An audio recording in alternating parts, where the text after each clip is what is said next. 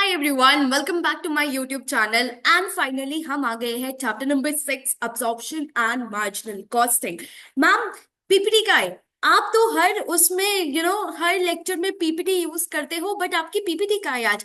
So guys, PPT does not make much of sense in this particular chapter, because ये chapter आपके concept पे based होने वाला है। ये चैप्टर में बहुत सारी कैलकुलेशंस है, बहुत सारे फॉर्मूलेस है जो आप लोगों को एक्सेल शीट पे समझने पड़ेंगे।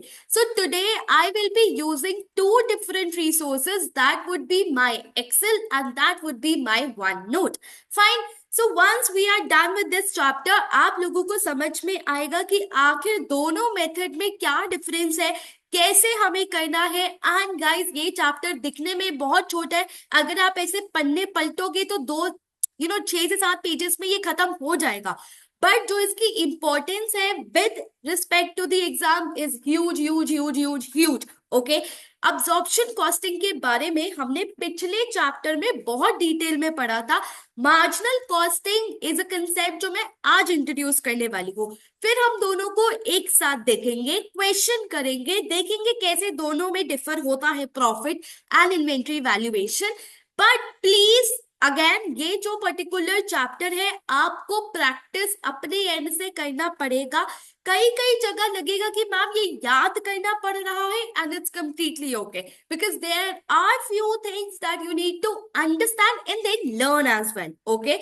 मैं ये चैप्टर को जितना इंटरेस्टिंग बना सकती हूँ मैं बनाऊंगी। एंड या let's begin with the chapter. And ये पूरा चैप्टर एक ही वीडियो में कवर होगा, not more than that, because I need to make sure कि मैं पूरे फ्लो में चैप्टर बोलूं, पूरे फ्लो में। Okay. So I will begin with the chapter and we'll start with the story.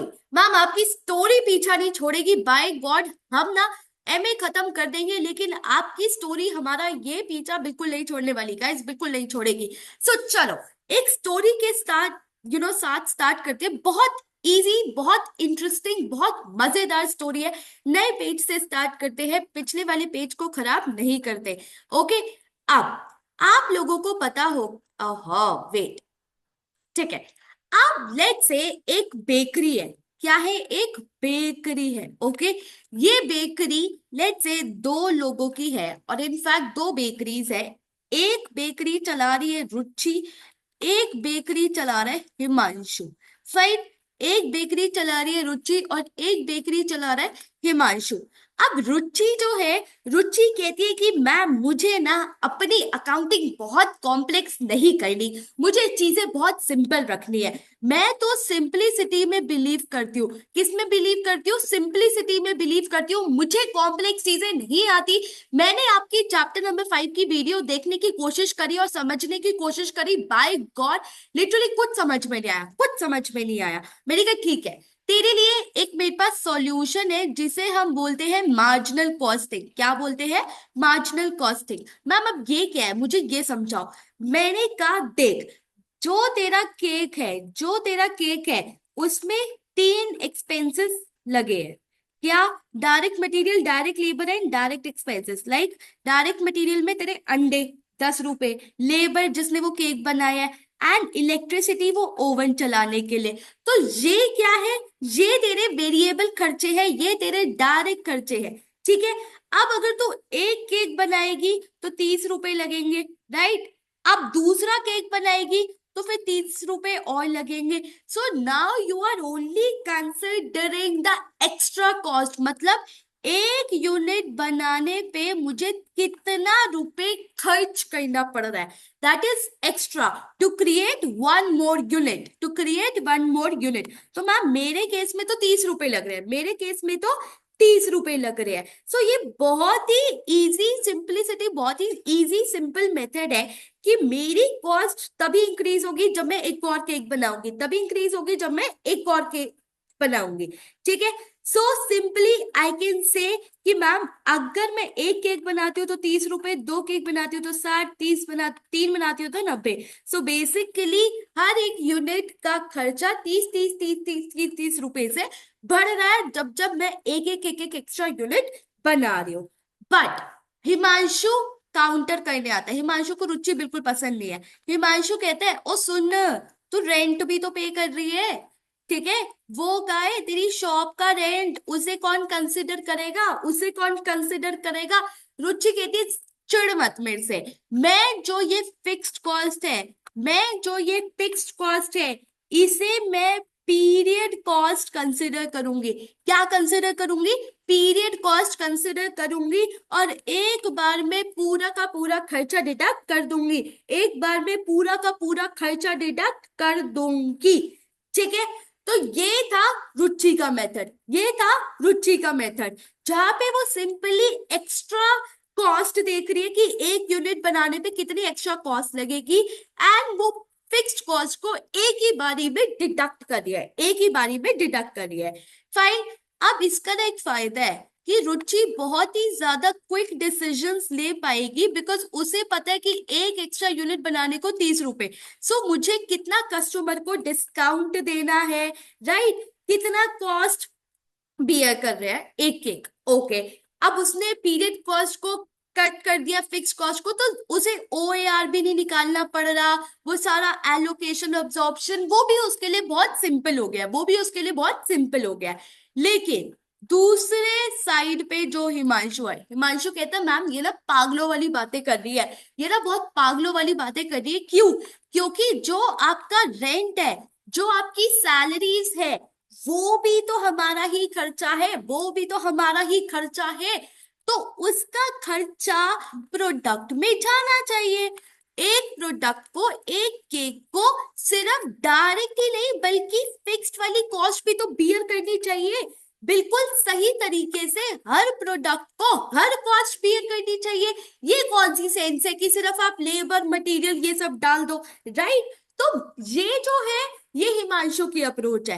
Himanshu कहता नहीं मैम, जो आपने चैप्टर नंबर 5 में मुझे अब्जॉर्प्शन कॉस्टिंग सिखाया था, ओएआर कैलकुलेट करना, मैं तो वही करूंगा, मैं तो वही करूंगा, रुचि की तरह मैं 30 रुपए तो डालूंगा डालूंगा, ठीक है, बट मैं 10 रुपए ओएआर का भी डालूंगा, फिक्स्ड ओवरहेड्स का भी डालूंगा। सो हिमांशु कौन सी मेथड फॉलो कर रहे हैं, Himanshu is following absorption costing, absorption costing. Himanshu के पास रुचि भागे भागे आती है, क्योंकि रुचि भी चिढ़ती है। रुचि कहती है यार सुन, सुन, तू इसे इंक्लूड क्यों कर रहा है, तू बाद में क्यों नहीं डिडक्ट कर रहा मेरी तरह। हिमांशु एक आंसर देता है, हिमांशु कहता है यार एक बात बता, अगर आज मैं 2 केक बनाता हूं और उसमें से एक सेल करता हूं और एक कल सेल करूंगा, ठीक है, अब ये दोनों मेरे ही तो केक है, ये दोनों मेरे ही तो बिजनेस का पार्ट है, राइट। दोनों को कॉस्ट बियर करनी चाहिए, राइट। अब चाहे मैं आज बेचूं चाहे मैं कल बेचूं, है तो ये मेरे बिजनेस का हिस्सा ही है, तो मेरे ये बिजनेस का हिस्सा ही, ठीक है। तो ये है आपके दो मेथड्स, ये है आपके दो मेथड्स। सो रुचि हमारे एग्जाम्पल में क्या फॉलो कर रही थी, मार्जिनल कॉस्टिंग, और हिमांशु क्या फॉलो कर रहा था, अब्सॉर्प्शन कॉस्टिंग, क्या फॉलो कर रहा था, अब्सॉर्प्शन कॉस्टिंग, ठीक है। अब अगर मैं रुचि की इन्वेंटरी देखूं तो वो किस पे वैल्यू होगी, 30 रुपए पे, और अगर मैं हिमांशु की इन्वेंटरी देखूं वो किस पे वैल्यू होगी, 40, 30 + 10। तो गाइस सिंपल सा लॉजिक है, किसकी इन्वेंटरी की वैल्यू ज्यादा दिखेगी, ऑफ कोर्स हिमांशु की, क्यों, क्योंकि मैं वो 40 पे वैल्यू कर रहे हो और आप 30 पे कर रहे हो, ठीक है। सिंपल सिंपल, क्या सबको ये लॉजिक समझ में आए, क्या सबको ये लॉजिक समझ में आए, ठीक है। तो गाइस अब हम स्टार्ट करते हैं अपना चैप्टर, अब हम स्टार्ट करते हैं अपना चैप्टर, फाइन, ओके। तो ये है आपका चैप्टर नंबर 6। हम इस चैप्टर में क्या पढ़ने वाले हैं, सिंपल से बता देती हूँ। एक नया कंसेप्ट आने वाला है कंट्रीब्यूशन, ये क्या होता है बताऊंगी। फिर प्रॉफिट और इन्वेंट्री पे क्या इंपैक्ट होने वाला है दोनों मेथड्स का। फिर आता है कैसे कैलकुलेट किया जाता है profit and loss under both the methods. फिर दोनों को रिकंसाइल कैसे करना है, रिकंसाइल का मतलब अगर आपने अब्जॉर्प्शन से प्रॉफिट निकाला है तो आपको मार्जिनल पे कैसे पहुंचना है without calculating fully, and finally advantages and disadvantages of both the methods. Advantages and disadvantages of both the method. I personally feel कि ये बहुत ही सिंपल है। अगर आप लोगों को बाकी 4-5 पॉइंट समझ में आ गए तो आपके लिए ये लिखना is like cake walk. Okay, so आप लोग सिर्फ इस पे फोकस करो मेरे लेक्चर पे। ये आप एक बार पढ़ भी लोगे तो आपको समझ में आ जाएगा, आपको समझ में आ जाएगा। सो गाइस, एक क्विक रिकैप लेते हैं कि हमने चैप्टर नंबर 5 में क्या किया था। चैप्टर नंबर 5 में हमने अब्जॉर्प्शन कॉस्टिंग करा था, जहां पे हमने देखा था कि मैम पहले सारे खर्चे आइडेंटिफाई करो, फिर एलोकेट करो, फिर अपोर्शनमेंट करो, फिर रीअपोर्शनमेंट करो, फिर अब्जॉर्प्शन करो एंड फिर ओवरऑल अंडर अब्जॉर्प्शन करो। सो ये थी आपकी 5 स्टेप अप्रोच जो मैंने पिछले वीडियो में बहुत डिटेल में समझाई थी, पिछले वीडियो में बहुत डिटेल में समझाई थी। आज हम क्या करने वाले हैं? आज हम करने वाले हैं मार्जिनल कॉस्टिंग। क्या करने वाले हैं? Marginal costing. सो मार्जिनल कॉस्टिंग कौन फॉलो कर रहा था हमारे एग्जाम्पल में? रुचि।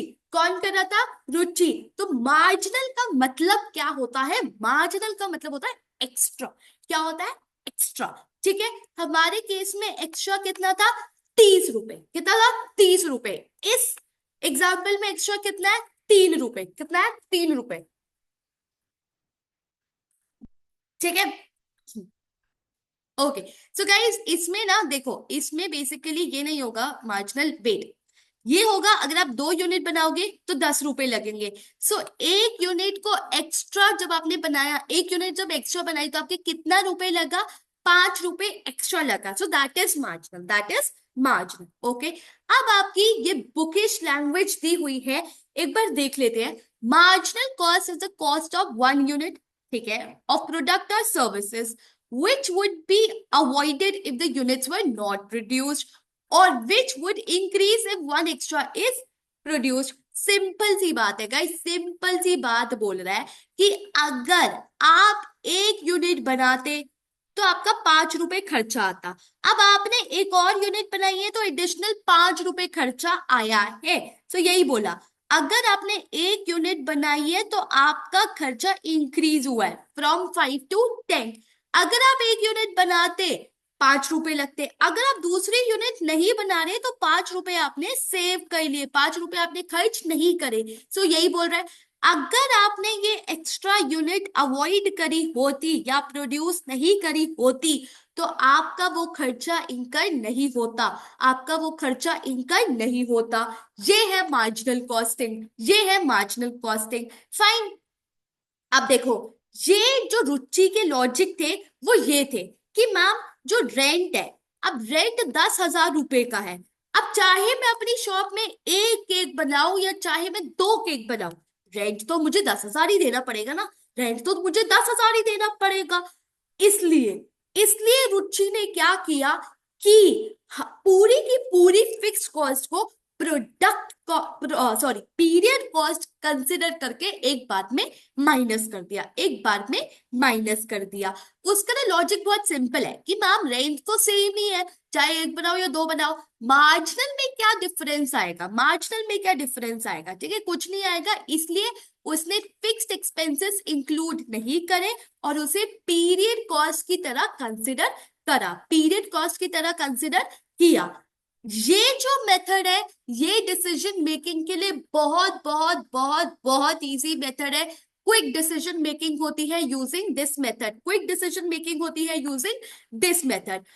कंट्रीब्यूशन क्या होता है ये बताती हूँ guys. Contribution is nothing but sales less variable cost. ठीक है, ये होता है आपका कंट्रीब्यूशन, ये होता है आपका कंट्रीब्यूशन। सो बेसिकली जितनी भी सेल्स करी आपने उसमें से सारे सारे सारे सारे वेरिएबल खर्चे माइनस कर दो, सारे वेरिएबल खर्चे माइनस कर दो। That would be your contribution, that would be your contribution. So contribution क्या होता है? Contribution is nothing but heart of marginal costing. So आप कैसे निकालते हो? Sale price that is your sales में से सारी की सारी वेरिएबल कॉस्ट माइनस कर दो। ठीक है, एक एग्जांपल देती हूँ। लेट्स से आपका सेल प्राइस 2500 है, ये आपका मटेरियल है, ये आपकी लेबर है, ये आपका वेरिएबल ओवरहेड्स है, ये आपका फिक्स्ड ओवरहेड्स है। अब बहुत ध्यान से देखना, क्वेश्चन ने बोला है कि आपको प्रॉफिट निकालना है और कंट्रीब्यूशन निकालना है। सो गाइस, मैंने क्या सिखाया कि कंट्रीब्यूशन निकालने के लिए sale price less total variable cost, तो 2500 माइनस 500 माइनस 400 माइनस 100, क्या फिक्स्ड होगी? नहीं, फिक्स नहीं होगी। ठीक है, तो ये आएगा आपका 5,1500। ठीक है, अब कंट्रीब्यूशन तो निकल गया 1500, प्रॉफिट कैसे निकलेगा? गाइस, प्रॉफिट आप फिक्स्ड ओवरहेड्स इग्नोर नहीं कर सकते, आप फिक्स्ड कॉस्ट इग्नोर नहीं कर सकते। तो प्रॉफिट पे पहुंचने के लिए आप फिक्स्ड कॉस्ट माइनस करो, 1300 आ गया आपका प्रॉफिट। क्या आ गया? प्रॉफिट। ठीक है, तो क्वेश्चन में प्लीज ध्यान से देख लेना कि आपको कंट्रीब्यूशन निकालना है या प्रॉफिट निकालना है, कंट्रीब्यूशन निकालना है या प्रॉफिट निकालना है। अब हम ये कंसेप्ट आपकी एक इलस्ट्रेशन से देखते हैं जो आपकी बुक में गिवन है। ठीक है, ये देखो, आप अगर 1000 लैम्प्स प्रोड्यूस कर रहे हो वर्सेस अगर आप 1500 लैम्प्स सेल कर रहे हो। ठीक है गाइस, ध्यान से देखना, सेल्स रेवेन्यू इज 600 पर लैम्प, तो टोटल सेल्स रेवेन्यू कितना आएगा? 600 into 1000 6 lakh, 600 into 1500 is 9 lakh. ये सारी आपकी क्या है? ये सारी आपकी वेरिएबल कॉस्ट है। क्या है? Variable cost. तो अगर मैं सेल्स माइनस वेरिएबल कॉस्ट कर दूं तो कंट्रीब्यूशन आ जाएगा, कंट्रीब्यूशन आ जाएगा। ठीक है मैम, तो ये सारी आपकी क्या है? वेरिएबल कॉस्ट है। देखो, 600 में से I am reading at 600, okay, 600 में से अगर आपने ये सारे वेरिएबल खर्चे माइनस कर दिए तो आपका क्या कंट्रीब्यूशन आया? 200, that is 2 lakh rupees, that is 2 lakh rupees. ठीक है, अगर अगर आपने इसमें से सारे वेरिएबल खर्चे माइनस कर दिए तो आपकी कितनी आई? 3 लाख कंट्रीब्यूशन। क्या सबको ये बात समझ में आया? क्या सबको ये बात समझ में आया? अब अगर क्वेश्चन बोलता है कंट्रीब्यूशन निकालो तो आपका आंसर यहां खत्म हो गया, आपका आंसर यहां खत्म हो गया, फिनिश। ठीक है, अब अगर क्वेश्चन ने बोला प्रॉफिट निकालो, गाइस प्रॉफिट, प्रॉफिट में से ये फिक्स को इग्नोर नहीं कर सकते। रुचि भी रेंट को इग्नोर नहीं कर रही थी, वो उसे पीरियड कॉस्ट कंसिडर कर रही थी और एक बार में पूरा पूरा माइनस कर रही थी। बट हिमांशु क्या कर रहा था? हिमांशु उसे ओएआर ट्रीट कर रहा था, मतलब अगर आप देखते तो हिमांशु उसे यहां डालता, फिक्स्ड ओवरहेड्स। ठीक है, ये रुचि वाला मेथड है, ये रुचि वाला मेथड है। ठीक है, तो रुचि ने क्या किया? पूरी की पूरी कॉस्ट एक बार में माइनस कर दी। फाइन, तो प्रॉफिट कितना आया? 80,000 एंड 1,80,000। अब कंट्रीब्यूशन पर लैम्प कैसे निकला? Guys simply 2 lakh that is कितने का कंट्रीब्यूशन हुआ divided by number of units, तो ये आया आपका 20। Same goes with the next, contribution divided by number of units, तो ये आया। ठीक है, ये आया आपका 200, ये आया आपका 200। ठीक है, अब प्रॉफिट पर लैम्प कैसे निकला? प्रॉफिट निकला मैम 80,000 का प्रॉफिट डिवाइडेड बाय 1000, तो ये आया आपका 80 रुपए पर लैम्प प्रॉफिट। एंड इस केस में 120, इस केस में 120। फाइन गाइस, क्या सबको समझ में आया? Everybody understood how the contribution needs to be calculated and you need to deduct the fixed cost in order to reach to the total profit, in order to reach to the total profit। अब एक बहुत ना important I would say observation है यहाँ पे। क्या observation है कि अगर आप इस मेथड में देखो, अगर आप इस मेथड में देखो तो कंट्रीब्यूशन पर यूनिट कांस्टेंट है, पर कंट्रीब्यूशन पर यूनिट कांस्टेंट है, चाहे आप 1000 लैम्प सेटअप करो या आप 1500 बेचो, कंट्रीब्यूशन पर लैम्प सेम है। डिफरेंस किस में आ रहा है? प्रॉफिट में। डिफरेंस किस में आ रहा है? प्रॉफिट में। क्यों आ रहा है? क्योंकि मैम आपने ज्यादा यूनिट सेल करे हैं, तो इसलिए आपका प्रॉफिट इंक्रीज हो रहा है, इसलिए आपका प्रॉफिट इंक्रीज हो रहा है। बट अगर आप देखो contribution is same, contribution is same, contribution per unit I am talking about, but profit per unit is increasing. ठीक है, क्या सबको ये बात समझ में आई? ओके, बट मैम ये कंट्रीब्यूशन का कंसेप्ट चाहिए क्यों? Why do we need the concept of contribution? Very easy, because आप अगर इसके बेसिस पे शॉर्ट टर्म डिसीजंस लोगे, that may not be very helpful, but you can take short term decision on the basis of contributions, on the basis of contribution। ऐसा क्यों? ऐसा क्यों? क्योंकि अगर आप देखो, no matter how many units you sell, आपका कंट्रीब्यूशन सेम रह रहा है। बट अगर आप प्रॉफिट के बेसिस पे डिसीजन लोगे, तो ये इंक्रीज डिक्रीज होगा on the basis of number of units that you are selling, on the basis of number of units that you are selling. ठीक है, क्या सबको ये बात समझ में आई? क्या सबको ये बात समझ में आई?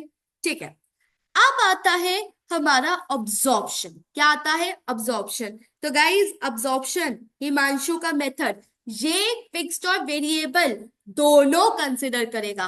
क्या करेगा? फिक्स्ड और वेरिएबल दोनों कंसिडर करेगा, सिर्फ एक नहीं करेगा, सिर्फ एक नहीं करेगा, दोनों के दोनों करेगा।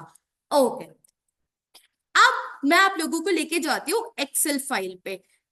ठीक है, अगर हम ये एक्सेल फाइल देखें, तो इसमें सबसे पहले बना हुआ है आपका मार्जिनल कॉस्ट का पी एंड एल। कैसे बना हुआ है? बहुत इजी तरीके से बना हुआ है, जो हमने अभी सीखा है वही है ये। देखो क्या है, सिंपल बताती हूँ, एक मिनट। ठीक है, सबसे पहले आया सेल्स। क्या आया? सेल्स। तो ये कैसे निकला? Selling price into number of unit sold, into number of unit sold. ठीक है, फिर आया आपका cost of sales, opening plus direct expenses less closing. अब मैम हमने तो ये सीखा था, opening plus purchases plus direct expenses less closing, right guys? Purchases is for the retail business, it is not for the manufacturing business. ठीक है, अब क्या हुआ? Opening plus direct expenses less closing, fine. आपने कॉस्ट ऑफ सेल्स माइनस करा, आपने और दूसरे खर्चे और दूसरे वेरिएबल खर्चे जो डायरेक्टली इससे रिलेटेड नहीं थे वो माइनस करे। बिकॉज जब मैं आपको कंट्रीब्यूशन बोल रही हूं, मैं आपको कंट्रीब्यूशन बोल रही हूं कि आप पूरा का पूरा खर्चा माइनस करोगे, आप पूरे के पूरे वेरिएबल कॉस्ट माइनस करोगे, आप पूरे के पूरे वेरिएबल कॉस्ट माइनस करोगे। तो यहाँ पे तो जो प्रोडक्शन से रिलेटेड था, that is direct variable expense, वो आपने माइनस कर दिया, मतलब इसमें ऐड कर दिया। बट इसमें इसमें बाकी जो बचा वो हमने यहाँ माइनस कर दिया। इससे हमारा क्या आया? कंट्रीब्यूशन। फिर जितना खर्चा हुआ फिक्स्ड कॉस्ट में वो हमने माइनस कर दिया, और हमारा क्या आ गया? P and L. क्या आ गया? P and L. अब जब हम अब्जॉर्प्शन की बात करते हैं, तो आपको एक डिफरेंस दिखेगा। क्या डिफरेंस दिखेगा हिमांशु वाले मेथड में? मैम पहले तो ये फिक्स्ड ओवरहेड्स दिख रहे हैं, फिर दिख रहा है अंडर और ओवर अब्जॉर्प्शन। ये दो डिफरेंसेस दिख रहे हैं मुझे इन दो मेथड में। यहाँ पे कोई भी कंट्रीब्यूशन कैलकुलेट नहीं हुआ है, बट यहाँ पे कंट्रीब्यूशन कैलकुलेट हुआ है। ठीक है, क्या सबको ये बात समझ में आई?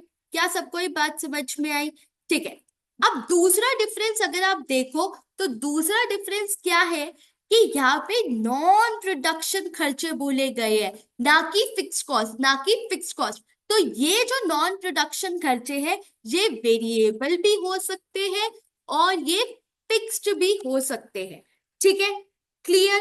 अब एक क्वेश्चन करते हैं, आपको और क्लियर होगा, अदरवाइज आप लोग ऐसे सिर्फ बोलते रह जाओगे मैम क्लियर, बट कुछ समझ में नहीं आएगा। Fine, we'll do the question and then we'll understand कितना समझ में आया। Okay, the company commenced business on 1st March making one product only। so ये एक प्रोडक्ट की आपको कॉस्ट दी हुई है सारी की सारी। तो direct material, direct labour and variable production overhead, तो ये सब क्या है? आपकी ये सब क्या है आपकी वेरिएबल कॉस्ट, ये सब क्या है आपकी वेरिएबल कॉस्ट। ये कहाँ यूज होगा, फिक्स प्रोडक्शन ओवरहेड, ठीक है। Now the fix production overhead figure has been calculated based on the budgeted units, ठीक है, जो हम करते थे चैप्टर नंबर 5 पे। Okay, the fixed production overhead जो एक्चुअल में इंकर हुआ है गाइस, एक्चुअल में कितना इंकर हुआ है, इतना। तो गाइस आपको याद है हमें वो भी निकालना होता है, ओवर या अंडर ऑब्जॉर्प्शन। ओके, फिर आया selling distribution admin expenses, that is non production खर्चे, फिक्स्ड और वेरिएबल ये दोनों। ओके, सेलिंग प्राइस इतना है, एंड आपने प्रोड्यूस करी थी 2000 यूनिट्स, बट आप बेच पाए हो सिर्फ 1500 यूनिट्स। तो आपकी क्लोजिंग इन्वेंटरी है, कितने की है, 500 यूनिट्स की है। कितने की है, 500 यूनिट्स की है। फाइन, एक बार क्वेश्चन फिर से देखते हैं। सबसे पहले आपको सारे खर्चे दिए हुए हैं, फाइन, वेरिएबल एंड फिक्स्ड, फिर आपको दिया हुआ है कितना एक्चुअल में खर्चा हुआ है फिक्स कॉस्ट पे, फिर आपको नॉन प्रोडक्शन एक्सपेंसेस दिए हुए हैं फिक्स एंड वेरिएबल, फिर आपको सेलिंग प्राइस दी हुई है, एंड देन जाके आपको बताया हुआ है कि 500 की आपकी सेलिंग सॉरी क्लोजिंग इन्वेंट्री है, आपकी क्लोजिंग इन्वेंट्री है। अब मार्जिनल की बात करते हैं। सबसे पहले क्या निकालना है, सेल रेवेन्यू। कैसे निकालेंगे, 1500 इंटू 50, ठीक है, ये आ गया 1500 इंटू 50। ओके, अब नेक्स्ट क्या था, कॉस्ट ऑफ सेल्स। क्या कोई इंफॉर्मेशन ओपनिंग इन्वेंटरी की दिख रही है, नहीं दिख रही मैम, तो हम उसे जीरो कर देंगे, हम उसे जीरो कर देंगे, ठीक है। अब नेक्स्ट क्या होता है गाइस, नेक्स्ट क्या होता है, next is your variable cost of production. इस केस में वेरिएबल कॉस्ट ऑफ प्रोडक्शन क्या है, 5 + 8 + 2, that is 15। 5 + 8 + 2 production, variable cost of production. Ma'am ये भी तो वेरिएबल कॉस्ट है guys, this is non production, this is non production, ठीक है। तो मैंने क्या किया, 5 + 8 + 2 into into guys production, variable cost of sales नहीं बोली, वेरिएबल कॉस्ट ऑफ प्रोडक्शन बोली है। कितनी यूनिट्स प्रोड्यूस करी गई है, 2000 यूनिट्स। कितनी यूनिट प्रोड्यूस करी गई है, 2000 यूनिट्स। तो 2000 इंटू 15, 2000 इंटू 15। अब क्लोजिंग इन्वेंटरी, क्लोजिंग इन्वेंटरी कितनी है मैम, आपने प्रोड्यूस करी थी 2000, बेच दी 1500, आपके घर पे इस समय कितने यूनिट्स रखे हुए हैं, 500। कितने यूनिट्स रखे हुए हैं, 500। तो 500 इंटू 15, मैम ये 15 कैसे आया गाइस, वेरिएबल कॉस्ट। आप अपने मार्जिनल कॉस्टिंग में वेरिएबल कॉस्ट को ही ध्यान रखेंगे, क्योंकि फिक्स्ड नहीं आता, रुचि का मेथड है ये, ठीक है। अब मैम कंट्रीब्यूशन का मतलब था सारे वेरिएबल खर्चे माइनस करने हैं। हमने ये वाले वेरिएबल खर्चे तो माइनस कर दिए, बट ये वाले का है, ये वाले 15% ऑफ द सेल वैल्यू, मतलब इसका 15% हमारा नॉन प्रोडक्शन वेरिएबल कॉस्ट है। मैं फिर से बोलती हूँ, आपने क्या बोला कि मैम कंट्रीब्यूशन में देखो, मैंने क्या बोला था, कंट्रीब्यूशन में आपके सारे वेरिएबल खर्चे माइनस होंगे। अब वेरिएबल खर्चे प्रोडक्शन के भी हो सकते हैं और नॉन प्रोडक्शन के भी हो सकते हैं। प्रोडक्शन वाले हमने कॉस्ट ऑफ सेल्स में कंसिडर कर लिए, नॉन प्रोडक्शन वाले हम अब कंसिडर कर रहे हैं। ये कैसे निकलेगा, 15% of sale value, sale value क्या है, 50 इंटू 1500, ठीक है। तो मैंने सिंपली क्या किया, मैंने 15% किया इसका। अब मैंने निकाला कंट्रीब्यूशन, कंट्रीब्यूशन कैसे निकाला, this minus this minus this, sale value minus total variable cost, हो गया। अब सारे के सारे फिक्स खर्चे माइनस कर दो। कैसे माइनस कर दो, कितना खर्चा एक्चुअल में इंकर हुआ है, 15,000, वो मैं क्या कर दूं। अच्छा, ओके, अब यहाँ पे एक ट्विस्ट है गाइस, देखो प्रोडक्शन, ये देखो अब यहाँ पे भी ट्विस्ट है। मैम जो आपकी फिक्स्ड कॉस्ट है वो भी तो प्रोडक्शन एंड नॉन प्रोडक्शन की होगी।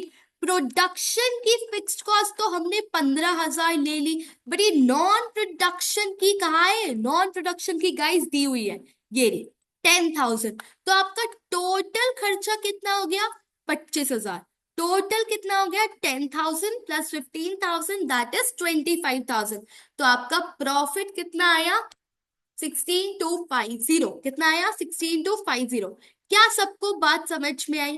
क्या सबको बात समझ में आई? एक क्विक रिकैप लेते हैं। क्या रिकैप लेते हैं कि मार्जिनल कॉस्टिंग में सबसे पहले मैंने सेल्स वैल्यू निकाली, राइट? फिर मुझे निकालना है cost of sales, opening plus direct expenses less closing. Since ये मार्जिनल कॉस्टिंग है, मैं सिर्फ वेरिएबल खर्चे कंसिडर करूंगी। कौन से वेरिएबल खर्चे? प्रोडक्शन और नॉन प्रोडक्शन दोनों? नहीं, सिर्फ प्रोडक्शन वाले। करेक्ट, ठीक है। फिर जो नॉन प्रोडक्शन वेरिएबल कॉस्ट है वो माइनस करूंगी। क्या आएगा? कंट्रीब्यूशन। क्या आएगा? कंट्रीब्यूशन। फिर मैं सारे के सारे फिक्स कॉस्ट माइनस कर दूंगी, चाहे वो प्रोडक्शन के हो चाहे वो नॉन प्रोडक्शन के हो। और क्या आ जाएगा? प्रॉफिट। क्या आ जाएगा? प्रॉफिट। ठीक है। अब्जॉर्प्शन कॉस्टिंग में चीजें थोड़ी सी अलग होती है। क्या अलग होती है? कि आप जब सेल्स निकालोगे, ठीक है, कॉस्ट ऑफ सेल्स में same method, but variable production cost के साथ आप फिक्स्ड प्रोडक्शन कॉस्ट भी लेते हो। ठीक है, फिक्स्ड प्रोडक्शन कॉस्ट भी लेते हो। फाइन, फिर आपका जीपी आएगा। फिर आप over under absorption minus plus करना। फिर आप सारे नॉन प्रोडक्शन माइनस कर देना। फिर आप सारे नॉन प्रोडक्शन माइनस कर देना। अब वो वेरिएबल भी हो सकते हैं और फिक्स भी हो सकते हैं, वेरिएबल भी हो सकते हैं और फिक्स भी हो सकते हैं। ठीक है, हम करके देखते हैं। देखो, आप सेम क्वेश्चन को हम एक बार अब्जॉर्प्शन कॉस्टिंग से करते हैं। गाइस, तो क्या आया? सेल। सबसे पहले सेल 50 × 1500, 50 × 1500 आ गया मैम। फिर हम कॉस्ट ऑफ सेल्स में ओपनिंग इन्वेंटरी है नहीं, वेरिएबल खर्चे यही 30,000 मैम आ गया। लेकिन नया नया आया, नया ऑब्जॉर्ब्ड। क्या आया? ऑब्जॉर्ब्ड। कैसे निकालूंगी गाइस? ये कैसे निकला? 5 × प्रोडक्शन 2,000। ठीक है, तो ये निकला आपके फिक्स्ड ओवरहेड्स, ये निकला आपके fixed. Fine. Closing inventory that is 500 की यूनिट्स। अब क्लोजिंग इन्वेंट्री क्या मैं 15 पे वैल्यू करूं? नहीं मैम, अब ये 20 पे होगी। किस पे होगी? 20 पे होगी। फाइन। फिर आप करते हो ओवर अंडर अब्जॉर्प्शन एडजस्ट। कैसे? देखो, आप कितना अब्सॉर्ब करके बैठे हो guys? You have absorb 10,000 rupees, but actual में कितना खर्चा हुआ है? 15,000। कितना हुआ है? 15,000। I repeat my point. आप अब्सॉर्ब करके कितना बैठे हो? 10,000। हुआ कितना है? 15,000। हुआ एक्चुअल में ज्यादा है और आप अब्सॉर्ब कम करके बैठे हो, which means you have done under absorption. You have done under absorption. तो मैम ये माइनस क्यों हुआ? ये प्लस क्यों नहीं हुआ? देखो, आप अपने प्रॉफिट में 10,000 माइनस करके बैठे हो। ओ भैया, 10,000 माइनस नहीं करना था, 15,000 माइनस करना था। तो आपका प्रॉफिट 5,000 से ज्यादा दिख रहा है, 5,000 से ज्यादा दिख रहा है। उसे कम करो, उसे कम करो। तो ये 5,000 मैंने क्या कर दिए? माइनस कर दिए। क्या कर दिए? माइनस कर दिए। फिर जीपी निकाला। फिर सारे non production cost, non production, fixed variable दोनों, फिक्स्ड वेरिएबल दोनों, फिक्स्ड वेरिएबल दोनों, 10,000 plus 15% of sales value. And finally हमारा प्रॉफिट आ गया। क्या आ गया? प्रॉफिट आ गया। ठीक है। अब गाइस, ये था आपका पूरा चैप्टर। अब कुछ कुछ इंपॉर्टेंट ऑब्जर्वेशन है। क्या ऑब्जर्वेशन है? कि जब आपका प्रोडक्शन ज्यादा होता है सेल से, तो आपका प्रॉफिट अब्जॉर्प्शन कॉस्टिंग में ज्यादा आ रहा है। क्या आ रहा है? ज्यादा आ रहा है। लॉजिक सिंपल है, क्योंकि आप अपने फिक्स खर्चे धीरे धीरे धीरे धीरे धीरे माइनस कर रहे हो। एंड मार्जिनल में आपने सारे एक बार में कर दिए, मार्जिनल में आपने सारे एक बार में कर दिए। ठीक है, इसलिए प्रॉफिट का डिफरेंस आ रहा है। फाइन। अगर आप ध्यान से देखो, कितने का डिफरेंस आ रहा है? Can somebody tell me? I guess ये 2500 का डिफरेंस है। 18750 माइनस 16250, दैट इज 2500 का डिफरेंस आ रहा है। और ये 2500 पता है क्यों डिफरेंस आ रहा है गाइस? ये देखो, 500 क्लोजिंग इन्वेंट्री इनटू ओवरहेड्स, ये इसका डिफरेंस आ रहा है, क्योंकि आपके अब्जॉर्प्शन कॉस्टिंग में अभी ये 2500 अगली बार जब आप ये 500 यूनिट्स बेचोगे ना तब डिडक्ट होगा, बट मार्जिनल कॉस्टिंग में आपने आज ही सारा डिडक्ट कर लिया, इसलिए आ रहा है डिफरेंस, इसलिए आ रहा है डिफरेंस, ठीक है। And another important point two refer, क्या आप लोगों को क्लोजिंग इन्वेंटरी दिख रही है? गाइस किस मेथड में क्लोजिंग इन्वेंटरी की वैल्यू ज्यादा है? अब्जॉर्प्शन में। क्यों? क्योंकि आपने यहाँ पे फिक्स्ड ओवरहेड्स भी अब्सॉर्ब करे हैं, बट यहाँ पे नहीं करे, यहाँ पे नहीं करे। तो ये तीन चीजें आपको सिर्फ ध्यान देनी थी। अब बहुत सारे बच्चे इन सब ऑब्जर्वेशंस को रटते हैं, बट आप मत रटो, आप लॉजिकली सामने सामने चीजें देखो। जब आपकी क्लोजिंग इन्वेंटरी बचती है गाइस, सारी चीजें उल्टी हो जाएंगी। अगर सेल ज्यादा होगी प्रोडक्शन कम होगा, ठीक है। देखो इस केस में प्रोडक्शन ज्यादा है, सेल कम है, प्रोडक्शन ज्यादा है, सेल कम है, तो 500 की क्लोजिंग इन्वेंटरी। पहला, प्रॉफिट ज्यादा आएगा using absorption costing. Secondly, closing inventory ज्यादा है इन टर्म्स ऑफ अब्जॉर्प्शन। ये जो डिफरेंस आ रहा है ये किसकी वजह से आ रहा है? क्लोजिंग इन्वेंटरी में ये अब्जॉर्प्शन, इसकी वजह से, ठीक है। अच्छा, चौथी चीज, क्या आपको इसका लॉजिक समझ में आया? अंडर माइनस क्यों हो रहा है और ओवर एड क्यों होगा? ओवर एड क्यों होगा? ठीक है, तो यही बात मैंने यहाँ पे समझाई है कि when it comes to marginal costing inventory तो आपकी 7500 आ रही थी, बल्कि अब्जॉर्प्शन में 10,000 आ रही थी। फाइन, डिफरेंस प्रॉफिट में क्यों आया? क्योंकि ये 500 की यूनिट्स अपने फिक्स्ड ओवरहेड्स में अब्सॉर्ब नहीं करी। रिकंसिलेशन, अगर आपने अब्जॉर्प्शन का प्रॉफिट निकाल लिया, आप मार्जिनल पे कैसे जाओगे? गाइस सिंपली ये जो ये क्लोजिंग इन्वेंटरी है इंटू 5, आप उसे लेस कर दो, आप उसे लेस कर दो, इतने का ही तो डिफरेंस आ रहा था, बस वो ही है। अब यही बातें आपकी स्टडी टेक्स्ट में रटवाई गई है, अगर आपको रटनी है तो आप रट लो, बट मैंने लॉजिकली आपको चीजें समझा दी, मैंने आपको लॉजिकली चीजें समझा दी। सो ये था आपका चैप्टर नंबर 6, ये था आपका चैप्टर नंबर 6, ठीक है। अगर मैं एक छोटी सी रिविजन करूं कि आपको चैप्टर नंबर 6 में क्या क्या समझ में आना चाहिए, सबसे पहले एसओपीएल दोनों के, प्रॉफिट किस में ज्यादा आएगा, प्रॉफिट किस में कम आएगा, production sale, sale production and production is equal to sale, तीनों। फिर इन्वेंटरी, फिर इन्वेंटरी किस में क्लोजिंग इन्वेंटरी ज्यादा आएगी, किस में कम आएगी। फिर आपको आना चाहिए रिकंसाइलिंग, मतलब अब्जॉर्प्शन से मार्जिनल पे कैसे पहुंचना है।